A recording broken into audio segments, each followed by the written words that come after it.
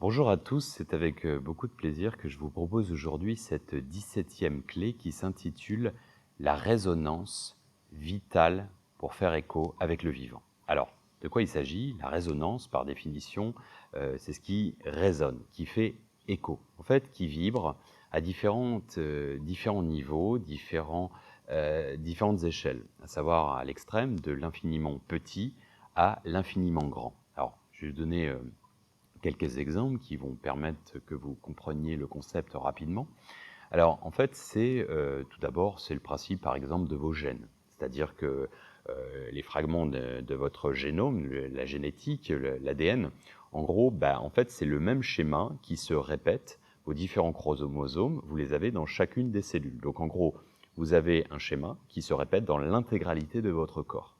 Donc ça, c'est bien un principe de base et qui est d'ailleurs le fruit, la restitution, normalement, d'un patrimoine génétique de vos ancêtres, que ce soit vos parents, votre famille, et aussi une lignée, un groupe ethnique, une race, etc. etc. Donc ça, c'est le premier élément.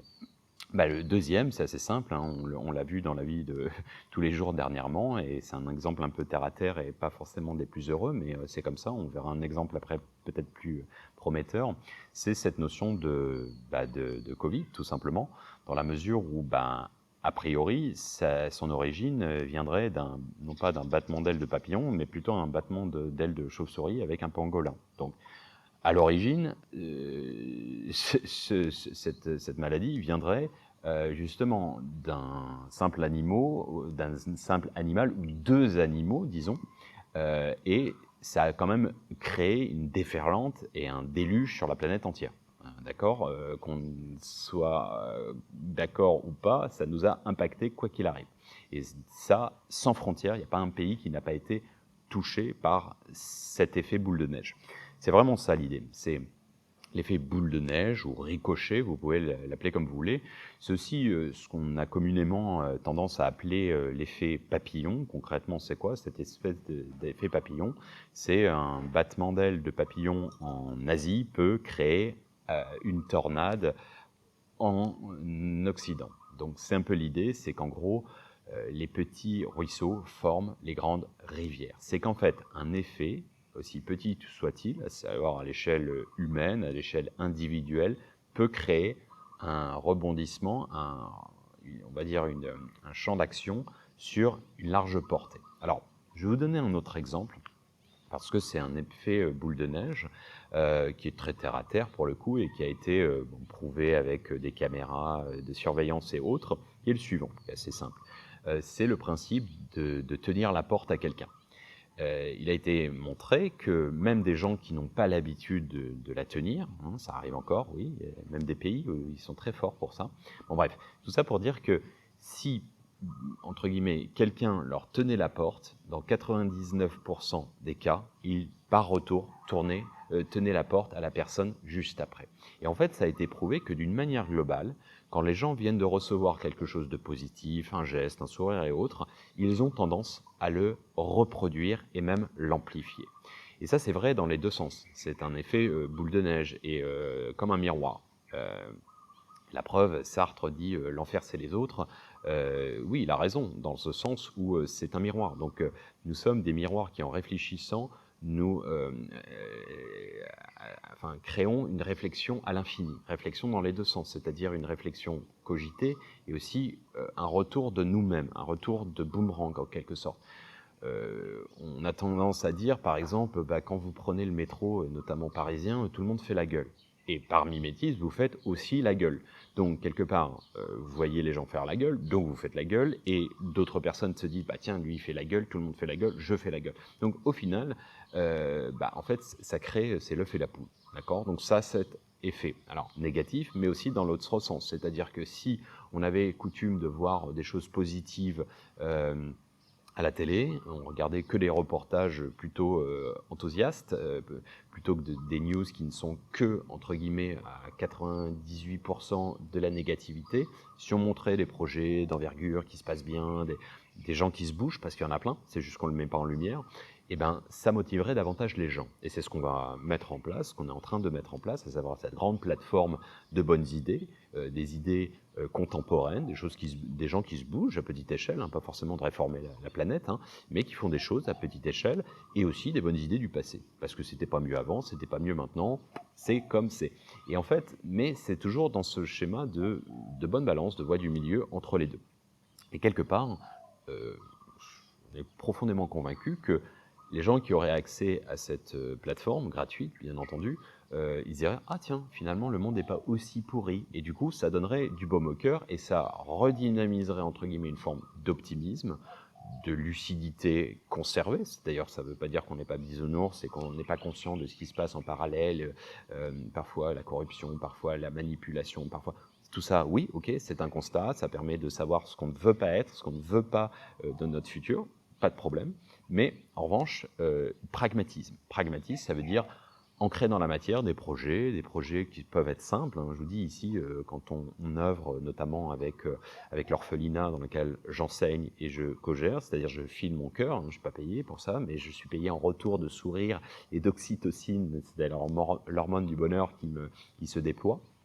Et on est en train de créer une école évolutionnaire qui sera disponible en ligne et aussi physiquement ici. Et après, l'objectif, c'est de les déployer un peu partout dans le monde, un peu orienté sur la méthode Montessori. J'en ai beaucoup discuté et expliqué dans Sage Passage, dans l'ouvrage disponible gratuitement. Donc, voilà, et communauté indépendante écologiquement, financièrement, etc., etc. Tout ça, c'est des petits projets. Ça se touche 20 personnes, 30 personnes, peut-être maximum 100%, 100 personnes à terme. Mais l'idée, ça n'est pas du tout dans se dire, voilà, on réforme tout, ou on attend que ça vienne d'en haut, etc., des nuages spirituels, ou bien des gouvernants. Non, non, non. On est dans l'action, dans le pragmatisme. Et ça, quelque part, c'est cette idée qui a été insufflée par Gandhi de manière assez pragmatique, qui dit, assez communément et connu, qui est soit le changement que tu veux voir dans ce monde. Et d'une autre manière, c'était Rumi qui disait, le grand soufi, qui disait « Quand j'étais jeune, j'étais intelligent, je voulais changer le monde. Aujourd'hui, je suis sage et je me change moi-même. » Et on en revient toujours à cette notion de « on se change soi-même » et donc du coup, ça a un impact sur le reste. Et en fait, si on pousse la réflexion, c'est pour ça aussi, on comprend peut-être aussi mieux pourquoi Rumi disait « Tu n'es pas une goutte d'eau dans l'océan, tu es l'océan entier dans une goutte ». Alors reprenons à la source, à la genèse, c'est cette idée en fait que nous contenons le monde et le monde nous contient. Alors c'est un effet de résonance et pour lequel, d'ailleurs, un simple fait, hein, quand vous regardez une vidéo ou vous posez la vidéo et vous regardez les choses. Ça, il est où? Il est à l'extérieur ou il est dans ma tête? Ben, il est les deux, parce que ça, je l'ai recréé à l'intérieur de mon cortex, et donc je l'ai réactivé. Quand je vous connais, je vous reconnais, et quelque part, il se passe quelque chose. On est en symbiose. Et donc, tous ces, entre guillemets, figurants de votre vie, et acteurs principaux ou acteurs suppléants, etc., ont une place, existent en tant que petit être. Ça ne veut pas dire que vous pouvez les impacter, les influencer, c'est pas ça nécessairement. Si, avec votre force de persuasion, coercitive, etc., si. Mais on n'est pas dans ce schéma, on est plutôt dans un schéma de contenir le monde en nous. Alors c'est un phénomène qui est assez difficile pour les Occidentaux à concevoir, mais c'est cette notion, et c'est pour ça que la philosophie de Delphes aspire à ça, hein, la Grèce antique, connais-toi toi-même et tu connaîtras le mystère des dieux et de l'univers. Et d'ailleurs en anglais, je n'ai pas d'équivalent, mais je parle toujours de universe, c'est-à-dire l'univers en vous, c'est-à-dire you, Y-O-U. C'est ça en fait, c'est en vous et en toi, individuellement et collectivement. Cet univers est en nous, il vibre en nous, et c'est tout le schéma, le schéma et le cheminement de ces différentes clés. C'est toujours, on tourne toujours autour de la même chose, l'unité recouvrée, la reconnexion, la transcendance, la résonance qui a un effet, etc. Et pourquoi? Parce qu'en fait, tout ça, on a compris en pratique, c'est-à-dire que plus vous vous éveillez, vous, oui, vous, individuellement, ou lui, il va s'éveiller davantage. C'est-à-dire que plus vous vous éveillez, et plus il y a un effet sur moi où je m'éveille, plus je m'éveille et plus il s'éveille, et plus ce groupe-là va s'éveiller, et ainsi de suite. Et plus eux s'éveillent, et plus vous vous éveillez à nouveau, etc. C'est en ce sens où tout est enchevêtré. Et ça va aussi dans l'autre sens, hein. C'est-à-dire que la résonance, c'est si on est tous convaincus que ça va partir en couille et en sucette, eh ben ça va être le cas. Parce que si on en revient à cette vidéo qui est une superposition d'état et de conscience et de multivers, en quelque sorte, tout existe déjà. Alors, ça ne sert à rien nécessairement de vouloir partir en croisade et de faire en sorte que les gens aspirent à vos pensées et faire du prosélytisme. Ça, c'est vain. Pourquoi? Parce que, encore une fois, je l'ai pour nombre de fois répété, personne ne peut aller aux toilettes à votre place. Et surtout, il y a tout un processus qui est naturel, qui doit être naturel. Vous ne pouvez pas forcer les choses. Vous ne pouvez pas forcer le courant des choses, de la nature, du poumon cosmique. C'est-à-dire qu'il y a son rythme. Chacun a son rythme. Il y a des gens, si vous parlez de philosophie ou ces vidéos, vous montrez à un gamin de 5 ans, bah, il va me sortir des trucs du genre ah, il a les cheveux bizarres ou j'en sais rien, ou des trucs qui vont être véritablement sur la forme. Peut-être ça va résonner parce qu'il va être très éveillé. Mais disons que chacun a son propre rythme. Et encore une fois, de la même manière, certains vont aimer mes vidéos, d'autres pas. C'est comme un psy, il y en a des psys qui sont très performants, et pourtant, vous ne savez pas, il n'y a pas d'accointance, il n'y a pas de symbiose, ça ne matche pas, pour différentes raisons, que vous pouvez trouver ou pas, mais c'est pas grave en soi. C'est comme, on ne fait pas un autodafé sous prétexte qu'une virgule nous a dérangé. Un, deux, c'est pas parce que quelque chose ne nous plaît pas qu'on doit le dégager et dire que c'est de la merde. Enfin, je veux dire, surtout que c'est assez rare, c'est comme dans une rencontre. Il y a toujours du positif, du négatif. Même votre conjoint, vos meilleurs amis, dites pas, c'est des gens parfaits, c'est Superman. Bon, alors, avec les yeux de l'amour, parfois un petit peu, parce que... Mais ce que je veux dire par là, c'est que dans l'absolu, c'est une évidence, mais en fait, nous sommes enchevêtrés. Et en fait, c'est un travail, entre guillemets, de groupe. Mais pour ce faire, il faut nécessairement une aspiration à un éveil individuel qui aura une réverbération sur le collectif. Alors, on en vient à cette notion de deux choses, le mimétisme, dont j'ai parlé juste avant, à savoir le fait de tenir la porte. Donc, si les gens sont de plus en plus optimistes, eh ben, ça va créer des vagues d'optimisme, c'est-à-dire des déferlantes, c'est comme un tsunami. Donc, plus les gens s'éveillent à ce niveau-là, par mimétisme, c'est-à-dire reproduction des schémas qu'ils ont vus, plus c'est connu. Je veux dire, moi je vous donne un simple exemple, et encore une fois, c'est pas pour dénigrer la France ou l'Europe, etc. Quand je suis parti de France, c'est vrai qu'il y avait une certaine... c'était assez pesant, c'était un peu une sinistrose, où tout le monde était, c'est la crise, machin, et c'était difficile, et ça l'était. Et quand je suis arrivé en Chine, alors c'était une sorte d'Eldorado à cette époque, parce que c'est plus le cas maintenant, mais où tout était un peu possible. Et je n'étais qu'entouré de gens, de jeunes, qui étaient très entreprenants, dans le sens pas nécessairement que dans le commerce, qui étaient très optimistes. Et ça, forcément, quand vous avez un cercle comme ça, et que c'est quasiment une majorité de gens, ça vous tire vers le haut. Et d'ailleurs, si j'avais été en mode Calimero tout le temps, bah, j'aurais été un peu exclu.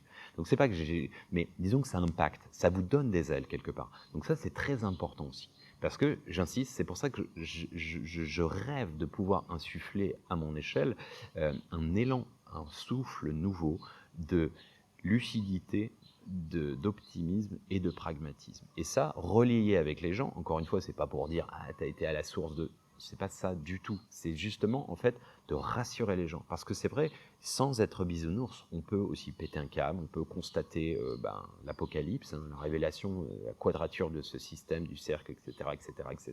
Ça, oui, on peut en passer des heures, mais c'est pas une finalité. C'est justement une aspiration à nous dire, entre guillemets, ok, c'est pas en faisant l'expérience de ce que je ne suis pas que je sais ce que je suis profondément ou ce que je veux. Je vous ai dit, j'ai travaillé dans des grosses structures où le management était pas du tout humain. Ça a été une superbe initiation de contre-exemple, à savoir qu'aujourd'hui, j'applique tout le contraire, entre guillemets, dans le management, tout simplement. Donc j'en suis content, je ne suis pas dans l'aigreur de me dire « Ah, vous m'avez fait ça, vous m'avez traumatisé, etc. » Non, merci, gratitude, vous m'avez fait ceci, j'ai eu mal pendant un temps, etc. Mais là, je suis en paix. Et c'est ça, en fait, l'idée globale. Donc, le mimétisme. Ensuite, il y a aussi une notion d'énergie qui fait que nous sommes des univers intérieurs et nous avons reconstitué l'intégralité à l'intérieur qui a un effet miroir sur le reste. Alors, pour bien comprendre, alors c'est un peu difficile, il va falloir un peu s'accrocher, c'est ce qu'on appelle dans l'hindouisme la métaphore du collier de perles d'Indra. Alors, c'est lié à ce qu'on appelle un peu techniquement et c'est de la science, hein, la dimension fractale holographique. Alors les fractales, en gros, c'est Mandelbrot, un physicien suisse qui l'a découvert, qui permet notamment le système binaire de l'ordinateur, donc c'est de la science, hein, j'insiste. En gros, c'est un schéma qui se duplique, qui se multiplie, mais qui qui recrée le même schéma sans cesse. Bon, tapez fractal, vous allez trouver tout de suite des images sur Internet. Bon, sinon, l'idée fractale holographique est notamment liée à l'hindouisme, dans cette fameuse métaphore qui est une image qui est plus évocatrice que les mots, c'est la suivante. En gros, le collier d'Indra, en fait, la réverbération de chaque perle réverbère, donc c'est une réflexion de l'intégralité du collier.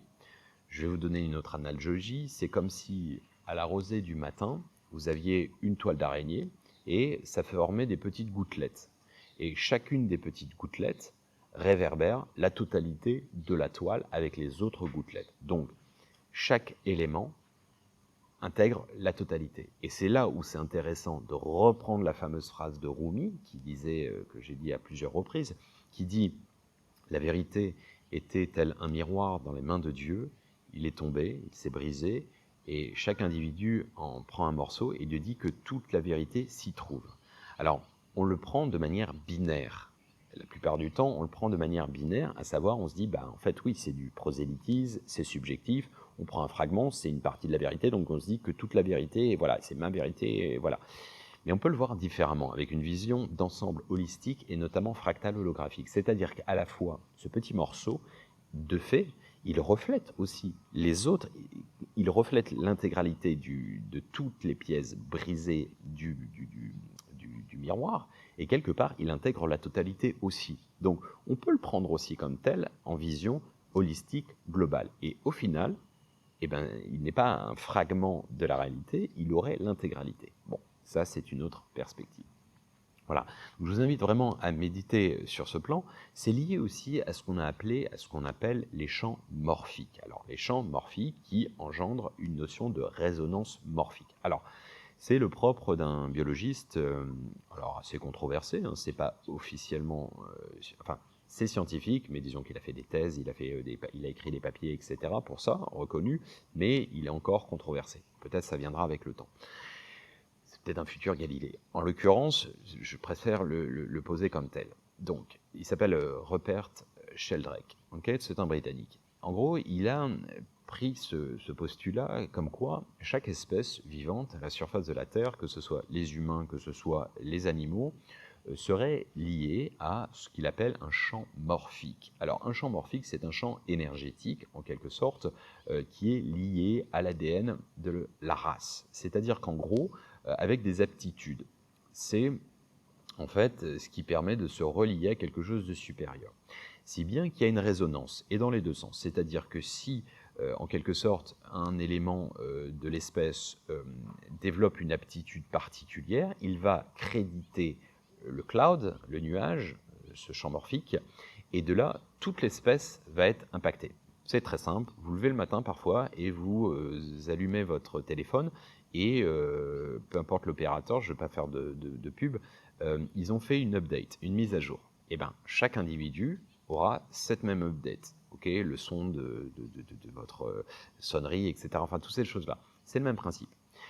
C'est le principe de la fameuse théorie du centième singe qui veut qu'en l'espace de 8 ans, des singes aient été analysés sur une île japonaise pendant 8 ans par des scientifiques dans les années 50 et qu'en gros, en fait, ils avaient une habitude de manger des patates douces mais avec du sable. Donc du coup, c'était un peu aigre.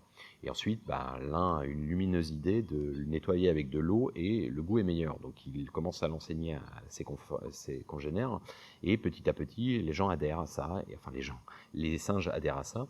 Et puis, sauf certains réfractaires, etc. Et puis, progressivement, la tribu, l'espèce de cette île, qui dit île dit isolation, elle atteint un certain seuil. Et ce seuil critique crée un basculement. Alors, le seuil peut être de 5%, 7%, ce n'est pas la majorité.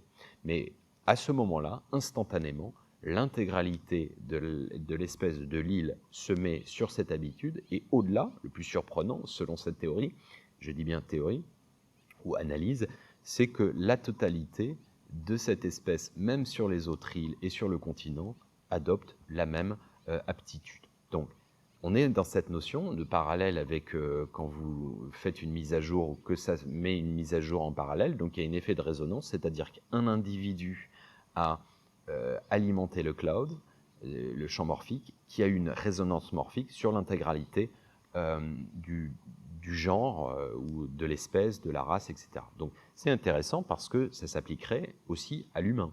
Et c'est notamment, en fait, la résultante, pour un autre exemple, c'est comme ça que les oiseaux volent et se coordonnent, sont synchronisés de manière instantanée.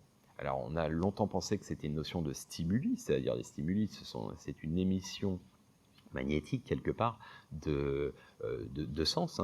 L'accointance que vous avez, une pulsion sexuelle, une pulsion amoureuse, etc., elle est souvent pas très rationnelle. Vous ne connaissez pas la personne et vous avez déjà envie de fusionner, si je puis être très terre à terre. C'est le même principe, ce sont des stimuli, ce sont des atomes crochus quelque part, ce sont des choses qui vous attirent, c'est physiologique, biologique. Donc bref, on a pensé que c'était ça, mais ça ne l'est pas, parce que c'est trop instantané, c'est vraiment à la seconde même, enfin à la microseconde. Donc cette coordination est due justement à une sorte de... c'est comme s'il y avait une tour de contrôle qui donnait au même moment l'angle. Et donc, ils reçoivent l'information. Alors, c'est très intéressant parce que cette dimension de résonance morphique et le champ morphique sous-entend que naturellement, la nature, j'insiste, naturellement la nature en effet, aurait une sorte de conscience collective. Alors ça veut dire quoi? Ça veut dire qu'il y a une ambivalence, c'est-à-dire une conscience individuelle et collective. On verra dans la prochaine clé la différence, entre guillemets, entre conscience individuelle et la conscience, l'absolu, la source, etc. Ce qui est fascinant. Donc voilà, tout ça pour dire que en fait, c'est notamment en activant, en étant réceptif à ces champs, que c'est dans ces champs de conscience que va s'instaurer de plus en plus les notions de synchronicité. Synchronicité, je répète un petit peu ce que c'est. La définition, le nom, le label est donné à Jung, Carl Jung, cofondateur de la psychanalyse avec Sigmund Freud. Mais disons que ce phénomène existe depuis la nuit des temps, c'est juste qu'il a posé un nom. Donc synchronicité, le fait d'être synchrone, sous-entend en fait qu'il n'y a pas en fait de causalité. Les sceptiques diront que c'est des simples coïncidences. Ok, pourquoi pas, hein. Mais disons qu'en fait ces synchronicités, ces coïncidences, quand elles se répètent dans le temps, ça peut être un peu perturbant. En fait, en gros, vous pensez à quelque chose et vous avez la réponse. Je vous dis n'importe quoi, c'est comme si vous disiez vraiment solennellement, vous dites bon, l'univers, la source, Dieu, peu importe, donne-moi une réponse. Est-ce que je dois la quitter ou rester avec? Vraiment, donne-moi une réponse. Et là, à ce moment-là, vous avez dans votre champ de vision, passe un bus, je dis n'importe quoi, hein, et sur lequel il y a un slogan publicitaire à cette même seconde qui dit partez à l'aventure pour rebondir sur une nouvelle vie, voilà, un slogan comme ça. Alors ce slogan, il a été fait par des gens du marketing, etc., de cette société de promotion de vacances, en effet. Donc il n'y a pas de lien, il n'y a rien de rationnel là-dedans, on est bien d'accord. En revanche, ça vous donne une réponse. Il y a un passage qui est assez connu d'une personne qui dit bon, Dieu, je vais me convertir, etc. Et puis, donne-moi un signe, quoi, du genre, il veut une révélation, une énième révélation. Et puis, il attend, et puis rien en fait. Et puis, il se remet à lire son texte saint, et là, il y a un passage qui dit et si tu as encore besoin de preuves, regarde dans la nature, etc. Donc c'est ça la synchronicité. Et moi, je vous en donnais une assez simple, mais j'en ai quasiment tous les jours. Si je commençais à les écrire, je ferais des bibliothèques entières. Mais d'ailleurs, parce que c'est la bibliothèque akashique, c'est la bibliothèque de la conscience, et nous l'avons tous, et nous l'alimentons tous. En fait, ce qui est intéressant, c'est ça. Je me souviens, c'était en 2007, je vivais encore à Paris, et à un moment, je me dis, j'habitais dans peu importe, dans le 17e arrondissement, et j'étais allé plutôt côté hôtel de ville, etc., 3e, etc. Et en fait, je voulais avoir une preuve, entre guillemets, que la synchronicité fonctionnait bien, et de ressentir, entre guillemets, le poumon cosmique, parce que j'étais allé beaucoup en Inde, etc. Et donc j'y vais, entre guillemets, en questionnant l'univers, en essayant d'avoir une réponse. Et là, en fait, je prends le métro, et oui, je tombais, pardon, à Opéra, ou Galerie, enfin, peu importe, Chaussée-d'Antin, peu importe.